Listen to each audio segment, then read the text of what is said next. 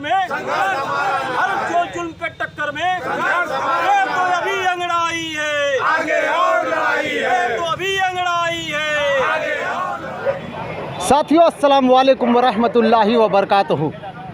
दोस्तों, इतनी बेहतरीन सरकार के ख़िलाफ़ ये लोग बैठे हैं, मुझे समझ में नहीं आ रहा है कि आज ये सरकार जो है इन लोगों के लिए क्या करना चाहती है, क्या कह रही है, मुझे समझ में नहीं आ रहा है। लेकिन मैं आपसे ये कहना चाहता हूँ कि पूरे विश्व में आज तक इतनी बेहतरीन सरकार नहीं बनी और इस सरकार के ख़िलाफ़ ये लोग धरना यहाँ पर देकर बैठे हैं।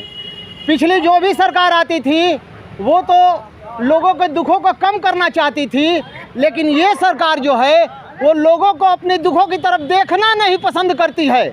लोग जब भी अपने दुखों की तरफ देखते हैं, सरकार कहती है कि ये मत देखो, इसे देखने की ज़रूरत नहीं है, ये देखो। मिसाल के तौर पर मैं बताता हूँ कि जब कोरोना काल में लोगों ने कहा कि कोरोना हमें दिक्कत देती है, तो कहा कोरोना कहाँ दिक्कत देती है, ताली बजाओ, ताली बजाओ। सब वो लोगों ने ताली बजाया। जब कोरोना काल में लोगों ने कहा कि हमें दिक्कत है, तो प्रधानमंत्री ने कहा थाली बजाओ, थाली बजाओ। सब ने थाली बजाया और अपने दुखों को भूल गए। और दोस्तों, जब फिर कोरोना काल में उन्हें दिक्कत आई तो हमारे प्रधानमंत्री ने कहा दिया जलाओ, दिया जलाओ। सब लोगों ने मिलकर दिया जलाया और उनकी दिक्कत दूर हो गई।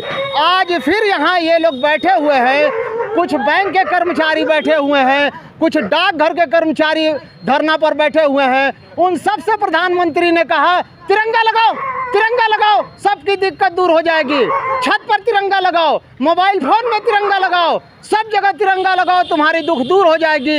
लेकिन मुझे लग रहा है कि इस तिरंगा लगाने से इनका दुख दूर नहीं हो पा रहा है। मैं इनसे पूछूंगा कि आपकी दिक्कत क्या है और आप इस धरने पर क्यों बैठे हैं।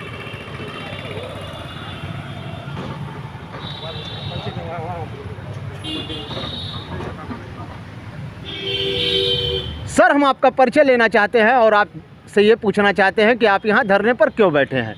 सर्वप्रथम मैं आपको बहुत बहुत धन्यवाद देना चाहता हूँ कि आपने अपना कीमती समय हम लोगों के लिए दिया। हम लोग आज यह अपनी 20 सूत्री मांगों के समर्थन में आज धरना पर हैं। वो 20 सूत्री मांग क्या है, ज़रा उसको डिटेल से रखें। यह डाकघर को भी, जिस तरह और भी विभागों को, रेलवे को और बीएसएल को, बीएसएनएल को, तमाम कोल माइन को, एयर इंडिया को, तमाम तरह का जिनको प्राइवेट किया, उसी तरह डाक विभाग पर भी अभी यह चाहते हैं कि डाक विभाग को भी निजीकरण के हाथों सौंप दिया जाए। इसके आज विरोध में, पुरानी पेंशन बहाल करने के विरोध में, कि पुरानी पेंशन हमारी बहाल हो, 5 दिन का सप्ताह हो और भी जितनी भी पदें हैं वो अविलंब भरी जाएँ। HSG 1, HSG 2 की पदें अभी फिलअप नहीं हुआ है, उसको नीचे से भरा जाए। और LGO परीक्षा में हमारी मांग है कि 50% हमारे इस कैडर से लोग जाएं। और भी तमाम हमारी जो RMS हमारा था, RMS सेक्शन बंद हो गया। हम चाहते हैं कि RMS सेक्शन पूरा जारी हो, जिससे डाक का आदान प्रदान सुचारू ढंग से हो। टारगेट के नाम पर लोगों का शोषण किया जा रहा है, हमारे कर्मचारियों का उत्पीड़न बंद हो। टारगेट मिलता है, टारगेट भी पूरा किया जाता है, लेकिन मनमानी ढंग से टारगेट। हम यहाँ जनता की सेवा करने के लिए आए हैं, लेकिन अब यह डाक विभाग बिजनेस की तरफ से भारत सरकार चाह रही है कि यह बिजनेस करे। सर, क्या आपको मालूम है कि यह सरकार धरना और इससे डरती नहीं है? हाँ, हम सब लोगों को मालूम है, लेकिन सरकार को हम लोगों ने पिछले कई दशकों से यह बताने का कार्य किया है कि हम भी आपसे डरते नहीं हैं। हम अपनी मांगों के लिए हमेशा कटिबद्ध हैं। हम अपनी मांगों को मांगने के लिए हमेशा संघर्ष करते रहेंगे। और सरकार किसी की भी हो, हम अपने डिमांड पर कभी भी समझौता नहीं करते। आवाज दो, एक हैं। सरकार कहती है कि जो सही मांग है वो तो मैं लूँगा, जो सही मांग नहीं है, क्योंकि वो कहती है कि हम सारे देश को बेच करके एक बनाना चाहते हैं लोगों को। क्या आप इस पे उनका सहयोग नहीं करेंगे? हम लोग सरकार की मनमानी नहीं चलने देंगे और देश को बिकने से भी बचाएंगे। और हमारी यह मांग जो 20 सूत्री है कार्यक्रम कि हम निजीकरण का विरोध करें, तो हम अपनी मांगों पर अडिग हैं। और GDS जो ग्रामीण डाक कर्मचारी हैं उनका जो है रूल 3A वापस लिया जाए, क्योंकि विभाग का हम सारे काम करते हैं और हमारा जो भी जीविका है वो बंद करने के चक्कर में सरकार है।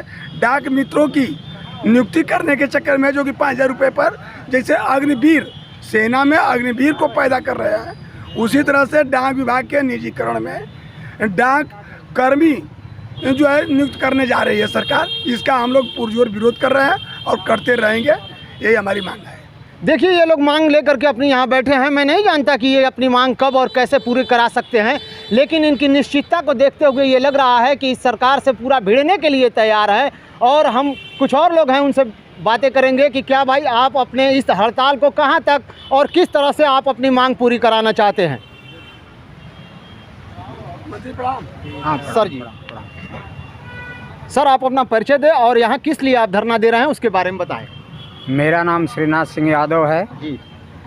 मैं सहायक डाकपाल लेखा प्रधान डाकघर गाजीपुर से रिटायर्ड पेंशनर हूँ। और यहाँ आज का जो धरना है वो वर्तमान सरकार के कर्मचारी विरोधी और जन विरोधी नीतियों के खिलाफ है। सरकार हमारी किसी भी जेन्युइन मांग पर गहनतापूर्वक विचार नहीं करती है, वह उसको टालने का प्रयास करती है। हमारे विभाग को प्राइवेट में देने का प्रयास कर रही है, जैसे देश के अन्य विभागों को प्राइवेट में दे रही है। आज पोस्टल डिपार्टमेंट दुनिया भर में एक ख्याति अर्जित विभाग है, लेकिन इस विभाग के ऊपर से भी सरकार का विश्वास उठ गया है। लेकिन डाक विभाग में काम करने वाले कर्मचारियों का परम विश्वास इस डाक विभाग में है और हमारे मूलभूत अधिकारों का जो हनन सरकार कर रही है उसका हम हनन नहीं होने देंगे। और अपनी मांगों को लेकर जो 20 सूत्री मांगे हैं उसको लेकर हम अडिग हैं। पहले से भी हमारी मांगें चल रही हैं। आज सेविंग बैंक डिपार्टमेंट को गवर्नमेंट IPPB में मर्ज करने जा रही है, जो अति खेदजनक है।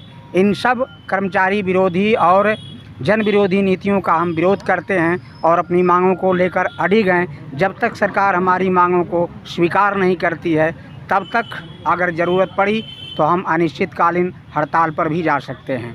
जय हिंद, जय भारत। साथियों, इन्होंने जो कहा आपने सुना, और मैं आपसे यही दिखाना चाहता हूं कि भारत आज जो है हर जगह धरना पर बैठा हुआ है। मुझे समझ में नहीं आ रहा है कि वो धरना प्रदर्शन क्यों चल रहा है। सर, कोई और आप कुछ कहना चाहते हैं? ये धरना प्रदर्शन जो है हर ज़िले, हर तहसील, हर जगह हो रहा है। सरकार से लोग रुष्ट हैं, ये तो समझ में आता है, लेकिन उन्हें वोट देकर सरकार को और मराता है, ये मुझे समझ में नहीं आता है। आगे मैं फिर एक शख्स हैं, उनसे मिलने वाला हूं और पूछने वाला हूं कि सर, आप यहाँ जो धरना पर बैठे हुए हैं, इस धरना का क्या मकसद है? हम अभिकर्ता हैं जो यहाँ डाकघर ये NFPE है, इनके जो महासचिव हैं राष्ट्रीय स्तर के, उन्होंने हमसे सहयोग मांगा था और जिसमें हमारी भी भूमिका है। और हम इस डाकघर में अपनी भूमिका जो अदा कर रहे हैं, उस भूमिका के तहत जो हमको सहयोग मिलना चाहिए सरकार के द्वारा, वो नहीं मिल रहा है। कमीशन जो हमारा पहले था उसको कम कर दिया गया है। उस कमीशन की हमारी मांग है, 10 सूत्री हमारी मांगे हैं, जिसमें नेट से लेकर के जो अन्य हमारी मांगे हैं, उसमें जैसे महिला अभिकर्ताओं को SLS कार्ड 5 जो है उपलब्ध नहीं हो पा रहा है। काउंटर पर बाबुओं की संख्या कम होने की वजह से खाते नहीं खुल पा रहे हैं। अब निवेशकों को असुविधा हो रही है। उन असुविधाओं को देखते हुए हमने सरकार से यह मांग करते हैं, हम लोग सभी लोग, हम सभी पूरे भारत के अभिकर्ता है आज इनके सहयोग में और अपनी हड़ताल के सहयोग में हम लगे हुए हैं कि किसी तरीके से सरकार हमारी आवाज़ सुने और हमारी मांगों को पूरी करे। सर, मैं एक बात और से आपसे कहना चाहता हूँ कि यह सरकार वो है कि 750 किसानों की जान लेने के बाद उन्होंने उनकी मांग को स्वीकार किया। क्या आप भी जान देने के लिए तैयार हैं? एक कहानी के साथ मैं आपको बताना चाहता हूँ कि एक बार अकबर और बीरबल दोनों जा रहे थे, तो अकबर ने कहा, देखो बीरबल, ये बैगन कितना जो है शानदार और सुंदर दिख रहा है। तो बीरबल ने कहा कि यह बैगन जो है लोगों को खाने में बड़ा अच्छा लगता है, बड़ा स्वादिष्ट सब्जी होती है इसकी। फिर कुछ दिन बाद दोबारा अकबर और बीरबल उसी रास्ते से जा रहे थे, तो अकबर ने कहा कि देखो बीरबल, यह बैगन कितना जो है बुरा है और भद्दा टाइप का लग रहा है। तो बीरबल ने कहा कि नहीं, यह जो बैगन जो है पेट के लिए बड़ा नुकसानदायक है और इससे स्वास्थ्य खराब होता है, यह ठीक नहीं है। तो उन्होंने अकबर जो है बिगड़ गया इस बात को लेकर के कि अभी तुम कह रहे थे कि यह बैगन बड़ा अच्छा है और अभी कह रहे हो कि बीरबल। तो उन्होंने कहा कि मैं मंत्री इस बैगन का नहीं हूँ, मैं मंत्री आपका हूँ। तो शासक के साथ जो कर्मचारी या जो सचिव स्तर के अधिकारी जो लगे हुए हैं, उनका कान भर रहे हैं। इसकी वजह से सरकार को आगे आने वाले समय में इसका जो है भुगतान करना पड़ेगा।